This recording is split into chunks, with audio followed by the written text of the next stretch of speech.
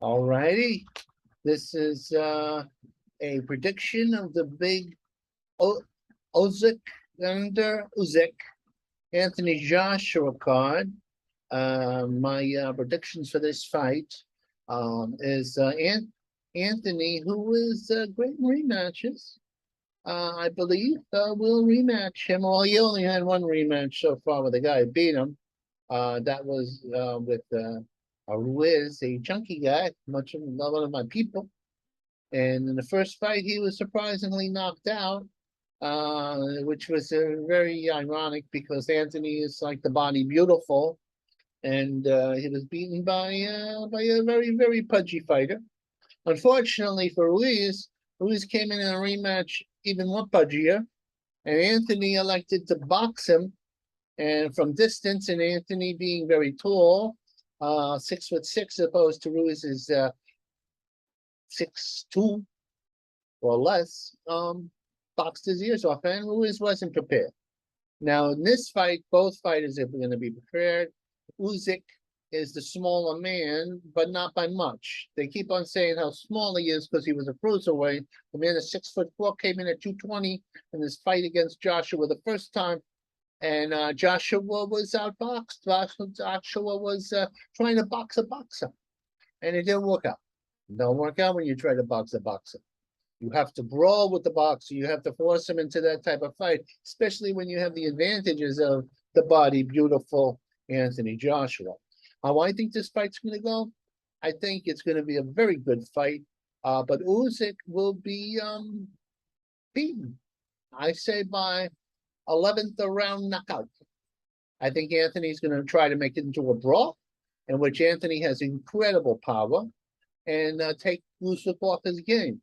If Anthony is fully prepared for war, Anthony has to be prepared for war. And now Usyk, he has enough pop to stun Anthony. Anthony has to work through the stunning and keep coming, and I think he will. I think he'll be a boxer puncher in this fight, not trying to box a boxer. So that's 11th round knockout for Anthony Joshua. Okay. Another top fighter on the line is Philip Hergovic,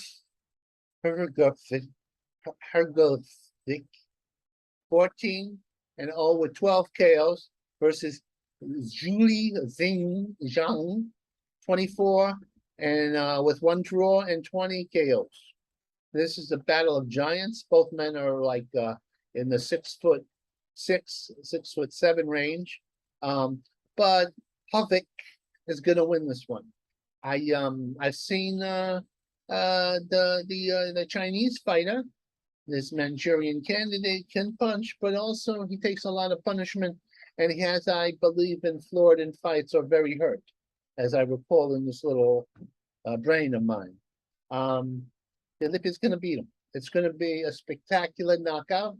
It's going to be a war between two giants, but the Philippe, who I think comes from somewhere in the Eastern European situation there, will win the fight. He may be Armenian. I'm not sure. There's so many. This is so international. It goes over my head. Anyway, Callum Smith against Matthew Bendingu.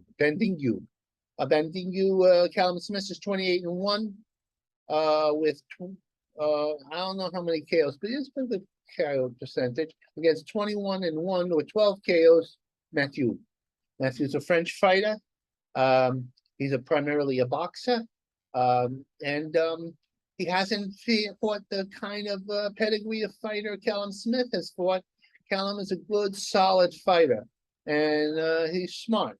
He lost the red-headed assassin, the middleweight, super middleweight, and junior middleweight champion. Oh my God, my brain's not working. I'm not recalling who I'm talking about, but the big red. Anyway, Callum Smith's going to wear him down, knock him out somewhere in, I believe, the 11th. Another 11th round knockout.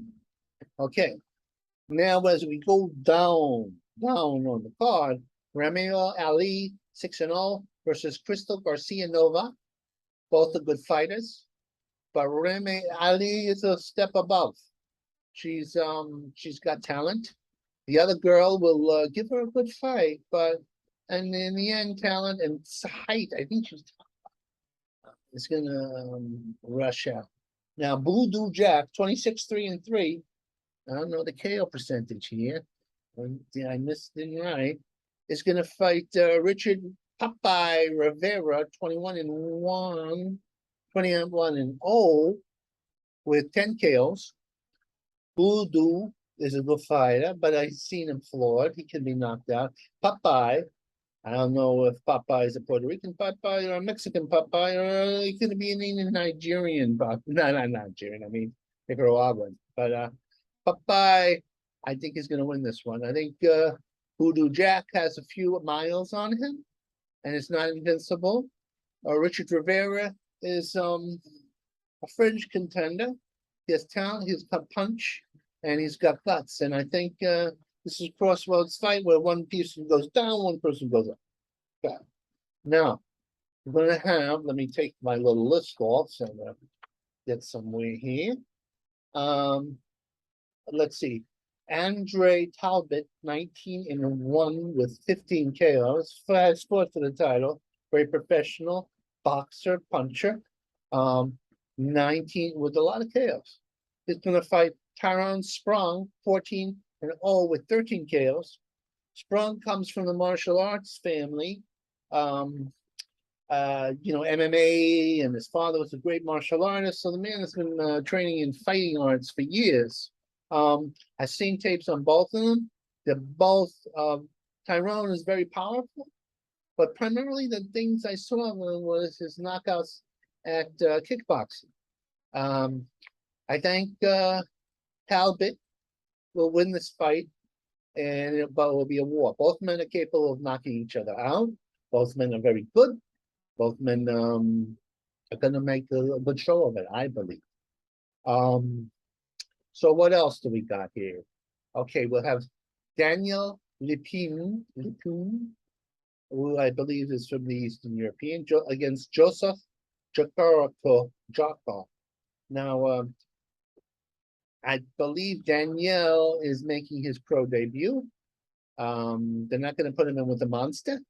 This maybe my Nostrovini talents don't even have to come into the fray here, because he's going to knock him out, probably in 3 rounds.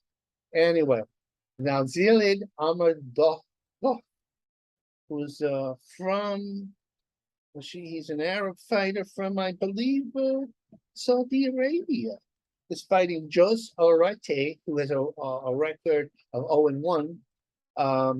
This is the Middle Eastern fighter's first pro fight. I don't think they're going to put him in with a monster. So let's see what he does. I saw him in sparring sessions because he, and I think a few amateur fights. The guy has talent.